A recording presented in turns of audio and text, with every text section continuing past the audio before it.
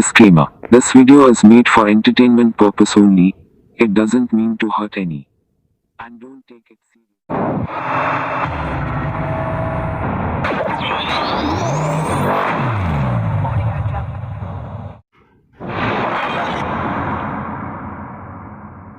بسم اللہ الرحمن الرحیم. In the name of Allah, the Beneficent, the Merciful. السلام علیکم. حاتم واقعی تعریف کا حق رکھتا ہے. دوستو، ایک بادشاہ نے حاتم طائی کی شہرت سنی تو اس کے دل میں حاتم کے لیے حسد اور بغض پیدا ہو گیا. اس نے سوچا کہ جب تک حاتم زندہ ہے مجھے عزت اور شہرت نہیں مل سکتی، خواہ میں کتنی بھلائی کے کام کیوں نہ کروں. لوگ حاتم طائی کی ہی تعریف کرتے رہیں گے. بادشاہ نے ایک چالاک اور لڑائی کے داؤ پیچ جاننے والے ایک شخص کو طلب کیا اور اسے حکم دیا کہ وہ حاتم کا سر کاٹ کر اس کے پاس لائے. کرائے کا یہ قاتل اپنے ترکش کو تیروں سے بھر کر اور تلوار کو تیز کرنے کے بعد اس جگہ پہنچا جہاں حاتم طائی رہتا تھا. اس کرائے کے قاتل کی ملاقات وہاں ایک خوش طبع، خوش اتوار اور خوش گفتار شخص سے ہوئی. جب اس شخص کو معلوم ہوا کہ یہ شخص مسافر ہے تو وہ اسے اپنے گھر لے گیا اور اس کی خاطر تواضع کی. وہ کرائے کا قاتل اس شخص کے اخلاق کا گرویدہ ہو گیا. اگلے دن جب وہ اس سے رخصت ہونے لگا تو اس نیک شخص نے کہا کہ میرے پاس کچھ دن رہو اور مجھے اپنی خدمت کا موقع دو. اس کرائے کے قاتل کے دل میں اس شخص کے لیے عزت پیدا ہو چکی تھی. اس نے شکریہ کے ساتھ کہا کہ میں کچھ دن مزید یہاں رکتا، مگر مجھے ایک ایسا ضروری کام ہے جس کے لیے میں یہاں نہیں رک سکتا. اس نیک شخص نے پوچھا کہ اگر تم مجھے بتانا گوارا کرو کہ تم کون سا ضروری کام کرنا چاہتے ہو تو ہو سکتا ہے کہ میں تمہاری کچھ مدد کر سکوں. اس کرائے کے قاتل نے نہایت رازداری سے کہا کہ مجھے میرے بادشاہ نے حاتم طائی کا سر لانے بھیجا ہے. میں حاتم طائی کا سر کاٹ کر بادشاہ کی خدمت میں پیش کرنا چاہتا ہوں. اگر تم میری مدد کر سکو تو مجھے بتاؤ کہ حاتم طائی کہاں رہتا ہے.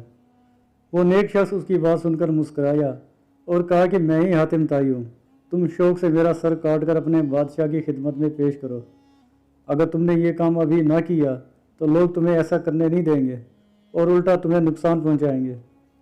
حاتم طائی کی بات سن کر وہ شخص اسی وقت اس کے قدموں میں گر پڑا اور معافی مانگی اور کہا کہ میں نے ایک نیک شخص اور ایک عظیم و شان سردار کو نقصان پہنچانے کا ارادہ کیا.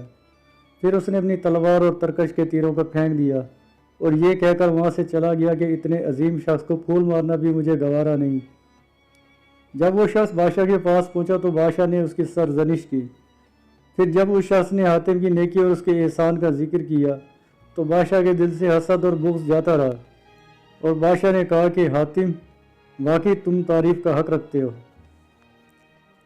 حضرت شیخ سعدی رحمۃ اللہ اس حکایت میں ایک شخص کے بغض کا بیان فرما رہے ہیں کہ وہ حاتم طائی کی سخاوت کی بدولت اس سے بغض یعنی نفرت رکھتا تھا اور اس نے ایک کرائے کے قاتل کو اسے قتل کرنے کے لیے بھیجا. وہ قاتل جب حاتم طائی سے ملا تو اس کے اخلاق کا گرویدہ ہو گیا. بس جس میں احسان اور اس میں سلوک کا مادہ موجود ہوگا اس کے دشمن بھی اس کے دوست بن جائیں گے، بشرطے کہ ان کے دل کالے نہ ہوں.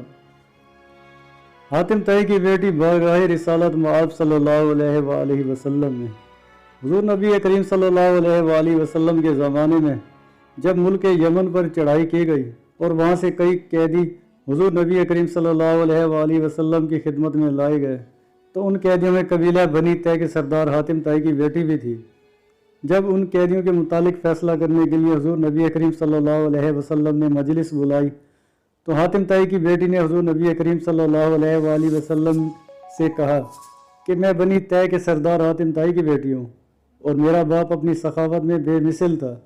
کوئی سائل میرے باپ کے دروازے سے خالی نہ لوٹتا تھا. حضور نبی کریم صلی اللہ علیہ وسلم نے جب اس لڑکی کی گفتگو سنی تو فرمایا کہ یہ تمام صفات مسلمانوں کی ہیں. پھر آپ صلی اللہ علیہ وسلم نے اس لڑکی کی باعزت رہائی کا حکم دے دیا. وہ لڑکی آزاد کر دی گئی. اس لڑکی نے کہا کہ میں اس آزادی پر راضی نہیں کہ میں تو آزاد ہو جاؤں مگر میرے قبیلے کے دیگر لوگ قید ہوں. حضور نبی کریم صلی اللہ علیہ وآلہ وسلم نے جب اس لڑکی کی بات سنی تو فرمایا کہ تمام قیدیوں کو رہا کر دیا جائے اور پھر وہ تمام قیدی باعزت واپس ملک یمن روانہ ہو گئے.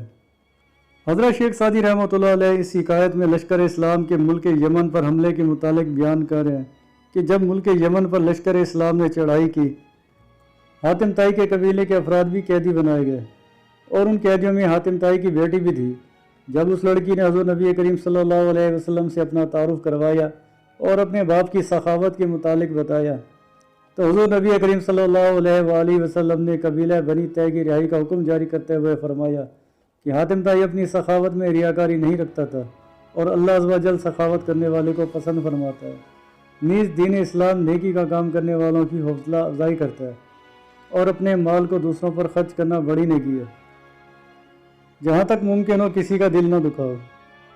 دوستو، حضرت شیخ سعدی رحمۃ اللہ اس حکایت میں اپنا ایک قصہ بیان کرتے ہیں کہ میں ایک مرتبہ کچھ بزرگوں کے ہمراہ کشتی میں سوار تھا۔ ہماری کشتی کے پیچھے ایک اور کشتی آ رہی تھی جو ڈوب گئی اور اس میں سوار دو بھائی بھنور میں پھنس گئے۔ بزرگوں میں سے ایک نے ہماری کشتی کے ملا سے کہا کہ ان دونوں کو پکڑ کر زندہ نکال لو تو تمہیں ایک کے بدلے 50 دینار ملیں گے۔ ملا لبکا اور اس نے ایک کو زندہ نکال لیا جبکہ دوسرا ڈوب کر مر گیا۔ حضرت شیخ سعدی رحمۃ اللہ علیہ فرماتے ہیں کہ میں نے کہا کہ یہ اس لیے مر گیا کہ اس کی زندگی مزید باقی نہ تھی اور شاید اسی وجہ سے تو نے اسے پکڑنے میں کوتاہی کی۔ ملا نے میری بات سنی تو ہنس پڑا اور کہنے لگا کہ آپ صحیح فرماتے ہیں، لیکن ایک بات اور بھی ہے، اور وہ یہ کہ میں ایک مرتبہ جنگل میں جا رہا تھا۔ سفر کرتے ہوئے میں تھک گیا۔ یہ جو زندہ بچ گیا ہے اس نے مجھے اونٹ پر بٹھا لیا تھا، اور جو مرنے والا ہے اس نے ایک مرتبہ مجھے بچپن میں کوڑے سے مارا تھا۔ حضرت شیخ سعدی رحمۃ اللہ علیہ بیان کرتے ہیں کہ میں نے ملا کی بات سن کر کہا کہ اللہ عز و جل نے سچ کہا، جو نیک کام کرے گا فائدہ اسی کو ہوتا ہے اور جو گناہ کرتا ہے نقصان اسی کو ہوتا ہے، دنیا میں بھی اور آخرت میں بھی۔ بس جہاں تک ممکن ہو سکے کسی کا دل نہ دکھاؤ، کسی کے ساتھ زیادتی نہ کرو، کسی کا مال نہ کھاؤ، کسی کے ساتھ ظلم نہ کرو، کیونکہ اس راہ میں بے شمار کانٹے ہیں۔ غریب درویش کا کام کر کیونکہ تیرے ابھی بہت سے کام باقی ہیں۔ حضرت شیخ سعدی رحمۃ اللہ علیہ اس حکایت میں اپنے ساتھ پیش آنے والے ایک واقعے کو بیان کرتے ہیں اور فرماتے ہیں کہ یہ دنیا دارالعمل ہے، نیک اعمال کا اجر نیک اور برے اعمال کا نتیجہ برا ہے۔ جس طرح ایک بھائی نے اس ملا کے ساتھ احسان کیا اور دوسرے بھائی نے اس کے ساتھ ظلم کیا، ملا نے اس بھائی کو بچا لیا جس نے اس کے ساتھ احسان کیا، اور جس نے اس پر ظلم کیا اس کو اس نے ڈوبتا رہنے دیا۔ وما علینا الا البلاغ المبین۔